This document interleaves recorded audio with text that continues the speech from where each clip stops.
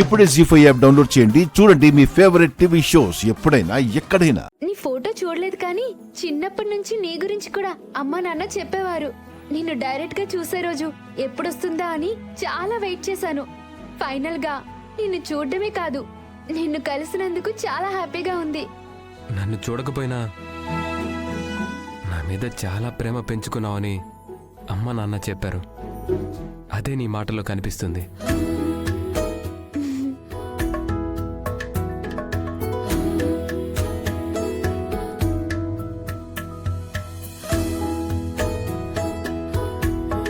బాగున్నావా పృథ్వీ? బాగున్నాను వదిన.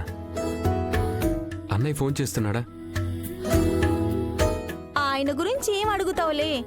5 ఏళ్లకోసారి వస్తారు, 5 రోజులకోసారి ఫోన్ చేస్తారు.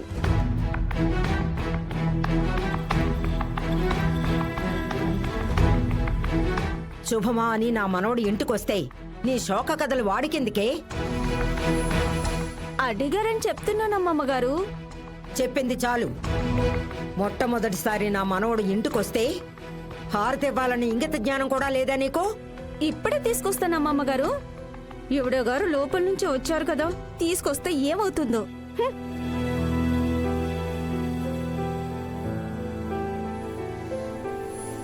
పృథ్వీ, ఆ షూ అక్కడ విడిచేసి ముందుకు రా నాన్న.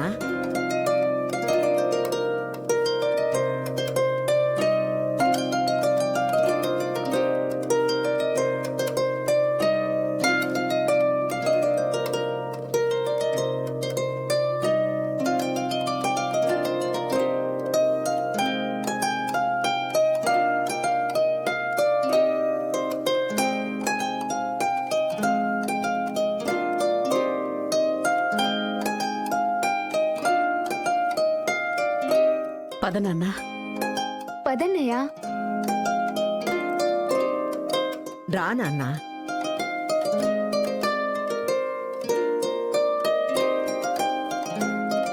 నన్ను ఆశీర్వదించండి నానమ్మ.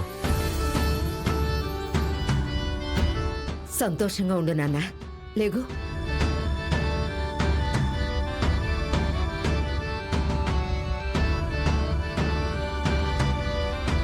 నా బంగారు కొండ, ఎంతకాలం అయిందిరా నిన్ను చూసి. రా లోపలికి రా.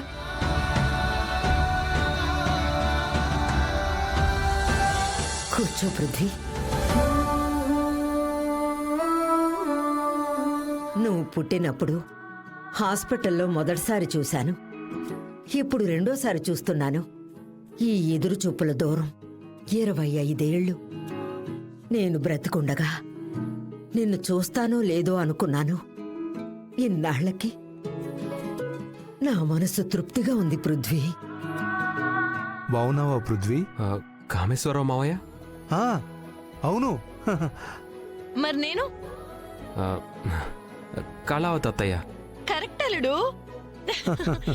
ఉసే కామాక్షి, ఇప్పటి వరకు బావా బావా అని లేడి పిల్లల గంతులేసావు కదా, మరిప్పుడేంటే కొయ్యబారిపోయో? మాట్లాడవే బావతో.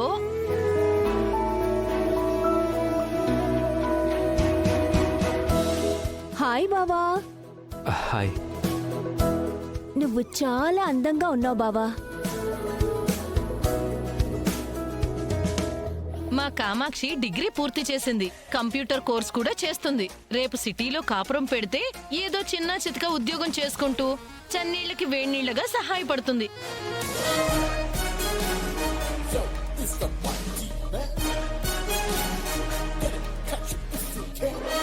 వాడొచ్చి ఇంతసేపు అయ్యింది.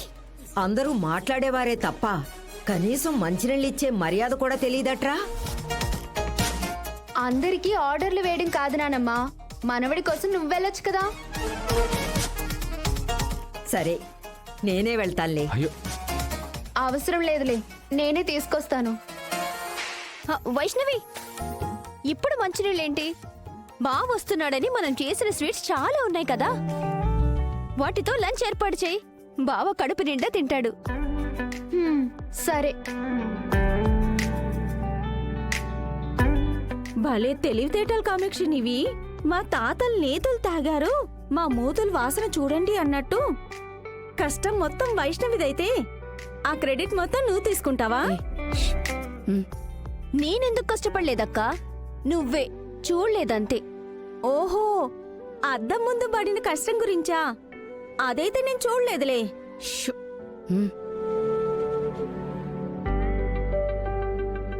సరే పృథ్వీ, మనం భోంచేద్దాం రా. పద నాన్న, భోంచేద్దు గాని రా. రా నాన్న.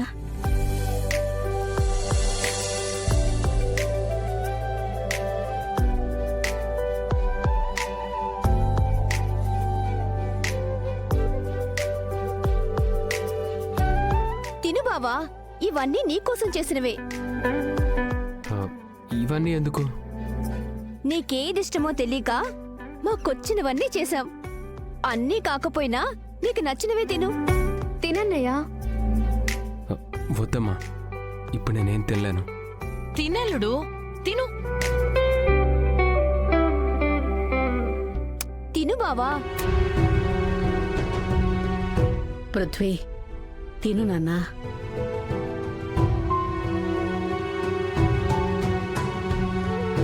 పాపం పృథ్వీ, నీకోసం ఎంతో కష్టపడి చేసింది. వద్దంటే మీ చెల్లి చాలా బాధపడుతుంది. భాగ్యం, బుద్ధుందా లేదా? పెంచిన తల్లిదండ్రులు పోయిన దుఃఖంలో వాడుంటే తినమని బలవంత పెడతావేమిటి?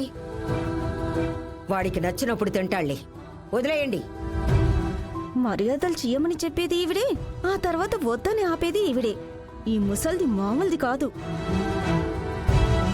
నాన్న పృథ్వీ, నిన్ను పెంచిన తల్లిదండ్రులు ఇన్ని రోజులు ఏ లోటు లేకుండా, ఏ కష్టం తెలియకుండా పెంచినందుకు జీవితాంతం మేమంతా రుణపడి ఉంటాం. వాళ్ళని తలుచుకుని బాధపడితే కన్నీళ్లు వస్తాయి తప్ప పోయిన వాళ్ళు తిరిగి రారు. మర్చిపోవడం కష్టమే కాదనను. కాకపోతే మా అందరితో కలిసిపోయి మాలో ఒకడివైతే మెల్లమెల్లగా ఆ జ్ఞాపకాలు దూరం అవుతాయి. గడిచిన గతం కోసం రాబోయే భవిష్యత్తుని ఇబ్బంది పెట్టుకోవద్దు పృథ్వీ. నువ్వు చెప్పేది అర్థమైంది నానమ్మ. కాకపోతే నాకు కొన్ని రోజులు టైం కావాలి. సరే నాన్న, నీ ఇష్టం. ఎన్ని రోజులైనా తీసుకో. కానీ నీ మనసుని, ఆలోచనలని ఈ ఇంటి వరకే పరిమితం చేయి. ఎందుకంటే నువ్వే లోకంగా బ్రతుకుతున్న మాకు అదే గొప్ప వరం. ఆ, సరే నానమ్మ. ప్రయాణం చేసి అలసిపోయినట్టున్నావు, కాసేపు విశ్రాంతి తీసుకో. వైష్ణవి, అన్నయ్యని రూమ్కి తీసుకెళ్ళు. సరే నానమ్మా. రా అన్నయ్య. వెళ్ళు పృథ్వీ.